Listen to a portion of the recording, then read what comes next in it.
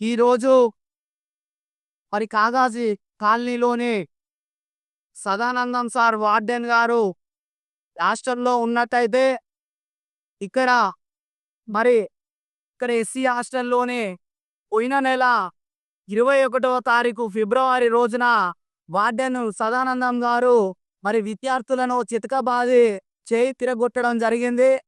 అయిన సందర్భంలో ఇంతవరకు ఇది పూర్తయి 25 రోజులు అవుతున్నా కూడా మరి ఇంతవరకు ఎస్సీ డీడీ గారు మరియు అదే విధంగా ఏఎస్డబ్ల్యూ గారు ఇంతవరకు దీనిపైన స్పందించి వారిపై చర్యలు తీసుకోకపోవడం చాలా బాధాకరమైన విషయం. చదువుకునే విద్యార్థులపై దురుసుగా ప్రవర్తించిన సదానందం సార్ను వెంటనే సస్పెండ్ చేయాలి, మరి అదే విధంగా పూర్తిగా విధుల నుంచి తొలగించాలని చెప్పేసి ఈ సందర్భంగా స్వేరో స్టూడెంట్స్ యూనియన్ హన్మకొండ జిల్లా కమిటీ ఆధ్వర్యంలో ఈ రోజు ధర్నా నిర్వహించడం జరిగింది.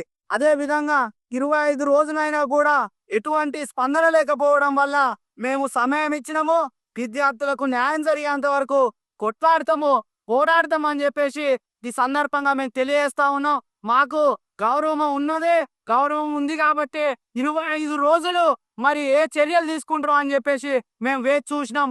కానీ ఇంతవరకు చర్యలు తీసుకోకపోవడం వల్ల మేము ఈ రోజు ఇక్కడ హాస్టల్ ముందు బైఠాయించడం జరిగింది. కాబట్టి అతి త్వరలో మరి అదే విధంగా స్థానిక కలెక్టర్ గారికి కూడా తెలిసి ఈ విషయం కాబట్టి వెంటనే స్పందించి మరి అక్కడ ఉన్నటువంటి సదానందం సార్ వార్డెన్ పైన చట్టపరమైన చర్యలు తీసుకోవాలని ఈ సందర్భంగా మేము డిమాండ్ చేస్తా ఉన్నాం. అదే విధంగా ఈ యొక్క సమస్యలకు పరిష్కారం దొరకకపోతే పెద్ద ఎత్తున ఆందోళన కార్యక్రమాలు మరియు ప్రోగ్రామ్స్ చేస్తామని చెప్పేసి ఈ సందర్భంగా మేము మా జిల్లా కమిటీ ఆధ్వర్యంలో డిమాండ్ చేస్తా ఉన్నాం.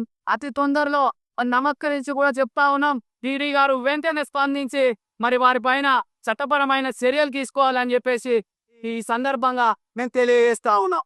ఇంకో విషయం గుర్తు చేయాల్సిన విషయం ఏంటంటే మరి ఆ రోజు కూడా 21వ తారీఖు నాడు పిల్లలను దురుసుగా ప్రవర్తించి కొడితే మరి అది 24, 25వ తారీఖు వెలుగులోకి రావడం జరిగింది.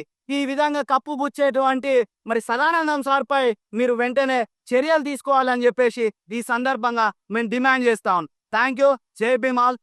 నా పేరు వెల్తూరి సాయి కుమార్, స్వేరో స్టూడెంట్స్ యూనియన్ హన్మకొండ జిల్లా అధ్యక్షుడు.